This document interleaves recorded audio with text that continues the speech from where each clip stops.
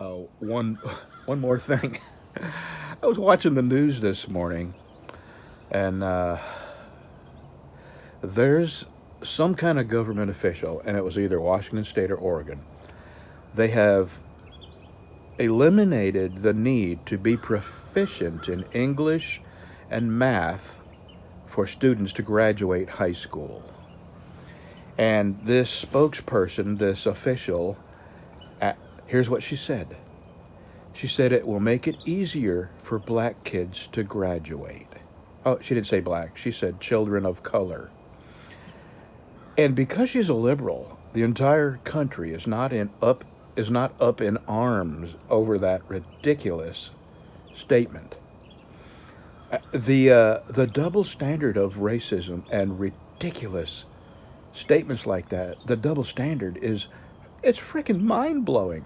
If if a Republican or a conservative official had uttered those words, there would be demands for his immediate dismissal and hanging. I mean, I just can't believe this person said that, and nobody is up in arms about that. That black kids can't graduate high school, so we need to make high school easier for them. I can't believe she said it, and the entire world's not on fire, and there isn't riots. This double standard of racism is laughable. It's our world has turned into a clown show. And I'm sure the rest of the world has got popcorn and they're sitting in front of their TVs watching what's happening in this country. Here's a little disclaimer. I used the word melatonin when I meant to say melanin. Sorry about that. I just wanted to let you know that ahead of time because there will be lots of people that will type in the comments that I used the wrong word. And I know that. I said melatonin and I meant melanin. Here's how ridiculous the word racism has got, or calling people a racist. The first time I was called a racist was when I expressed my displeasure at Barack Obama's foreign policy, namely his treatment of Israel. And someone called me a racist because I was unhappy with Obama's foreign policy. And I don't know how they were able to connect my displeasure with his foreign policy to melatonin. I do not know. I mean, how do you even have a discussion with somebody who makes such a ridiculous statement? There's not even a basis for you to argue with them. That's like somebody coming up and telling you, let's say I say, well, the world is round. And somebody says, no, the world is flat. The world is flat because monkeys don't have hair, they have feathers. I mean, there's nowhere to even start to have a conversation with somebody like that, you know? The word racism used to be a powerful weapon that most thinking, loving people did not want to be called. And now the left has taken this word and made it mean absolutely nothing to anybody anymore. And this is what the left does to everything, including words that they get their hands on. They destroy it.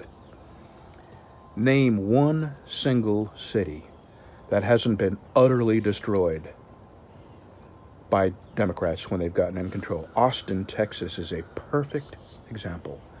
Used to be the hub, the bustling economy of Texas used to be in Austin. And then the Democrats got control. Now it's an absolute cesspool of drugs and homelessness and violent crime. And businesses that used to be there are gone. Dell, all the technology companies that used to be there, gone. Chicago, I mean, I just go on and on and on naming countries that they've destroyed. I said countries that they've destroyed. I meant cities that they've destroyed. I got distracted. Bev just pulled in, and I saw headlights, and I was thinking, I'm not living in fear, but I'm living in concern that now that I know what kind of cops we have in this town, that they're going to be pulling up here to try to hassle us, you know. And that's a damn shame that people have to live in fear of their of their cops. Used to be you could go to bed and feel protected from the bad guys. Now, your cops are the bad guys. Not all, don't get me wrong. My son's a cop. I mean, there's plenty of good cops. But what puzzles me, who doesn't know this, that when you don't straighten out a bad cop, it makes all cops look like the bad cop. And I don't understand why good cops don't do something about the bad, why they tolerate, why they cover for, and facilitate the bad cops. Why? I guess it's about the dollar. It's about the job. When you spend 20 years at a job, you don't want to jeopardize it by turning in a guy or telling your chief about a guy that's a douchebag. Because who knows? The guy you're telling it to might be a douchebag. I see the dilemma. But at one point, is money worth more than your soul? All right, this time I'm shutting up. We're going shopping today. I'm gonna drink my coffee, pet my dog, and my wife is watering. By the time she's done watering, I'll have drank my coffee and we'll be ready to go spend the entire day in town. We never have. I've been saying that for a week and we've never gone to town.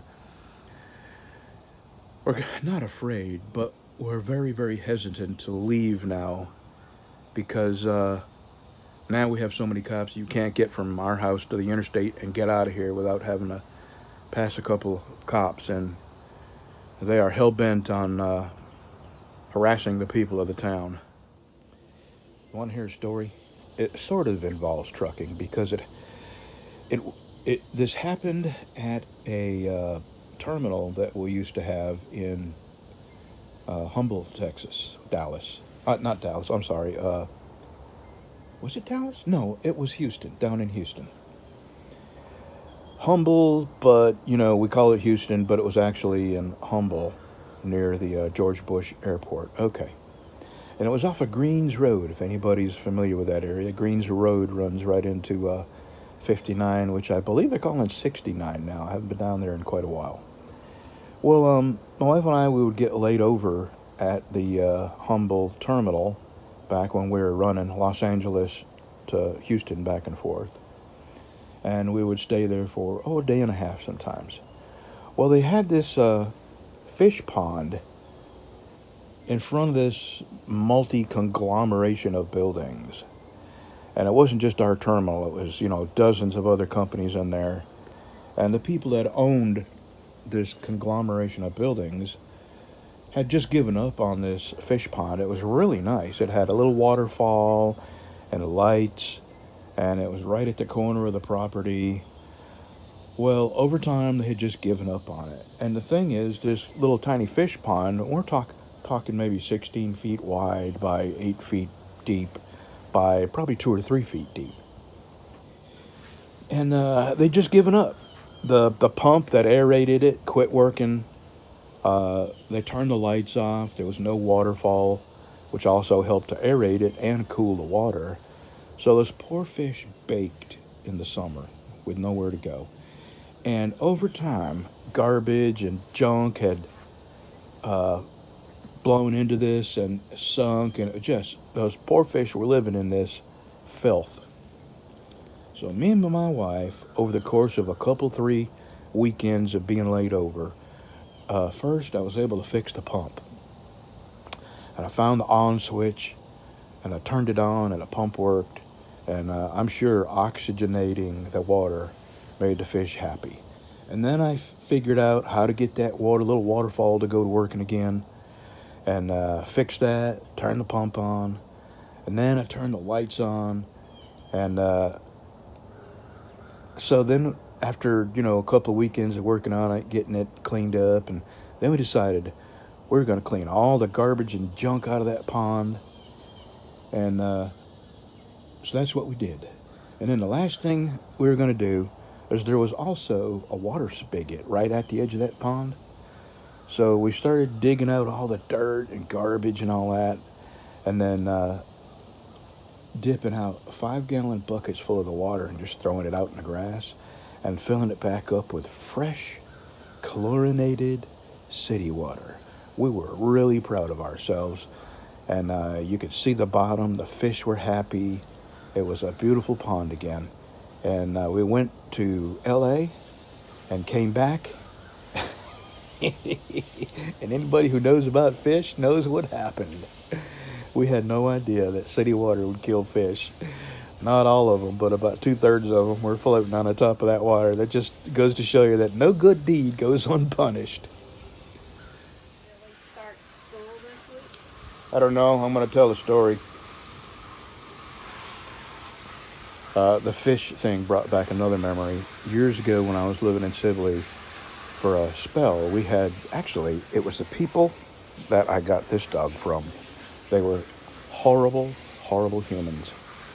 And they were turned into crackheads and meth heads. And the husband went to prison, and when he got out is when I went over. And I don't know if I could have whooped him, but I don't think he wanted any police trouble. So I'm not leaving without this dog. And he gave me the dog, and I never spoke to him again. But before that, what they had done, these people were just rogues, horrible neighbors, and they had a drainage problem on their property. So these people dug a little drainage ditch around their house, and then they dug underneath my fence and drained all their water over into my yard. I was dumbfounded. So I got me some roofing tin, and I dug down really deep, and I hammered the roofing tin down into the dirt, and they were not going to make their water problem my water problem. I already had drainage problems. Well, anyway, those are the people that, one day I was out mowing my yard, and I look over in my yard, and right over the fence is this pile of orange stuff. So I drive over there with my lawnmower, and it's about 20 goldfish, palm-sized, 3-4 inches, and they had dumped them over the fence in my yard. I don't know where they came from or why they would do that, but they were all dead, and they had, the stuff you would find in an aquarium, the colored rock and stuff like that. It looked like they had dumped an aquarium over the fence in my yard. But they also had a pool about 10 feet from my fence. So I picked up each and every one of them dead goldfish and tossed them over into their pool. Those were some horrible people, and I was glad when they finally lost their house and they all went to jail. All right, we are finally going to town. You believe we have not gone to town since I bought that. Oh, jeez. Almost knocked me on my butt. So I put my old non-working one in there and taped it all back up. So we're going to see. We are going to Sam's in Bossier, and I think we're going to come back here and put the meat in the freezer, and then we're going to Walmart and Kroger's in Marshall, Texas. So we will see. We will see. I know where I can go to get this stolen, within minutes of parking there, and that's the Walmart over on Pines Road in Shreveport, because they have stick-ups and murders in the frickin' parking lot. I mean, it's a rough place. All right, went into Academy, bought some 9mm. It is still here. We're fixing to go to Sam's.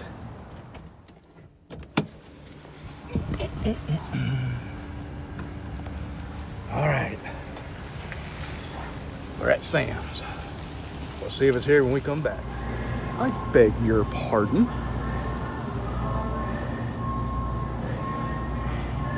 That's just rude. All right, just got back out of here from Sam's. Still got it. All right, we just ate $3.99 per person. All you can eat CC's CC's pizza. And we're in there about 45 minutes, and it's still here. Fixing to go to Walmart. Man, we've been in there an hour. I cannot believe nobody has stole this yet. I'm really, really amazed. We need to go to Shreveport.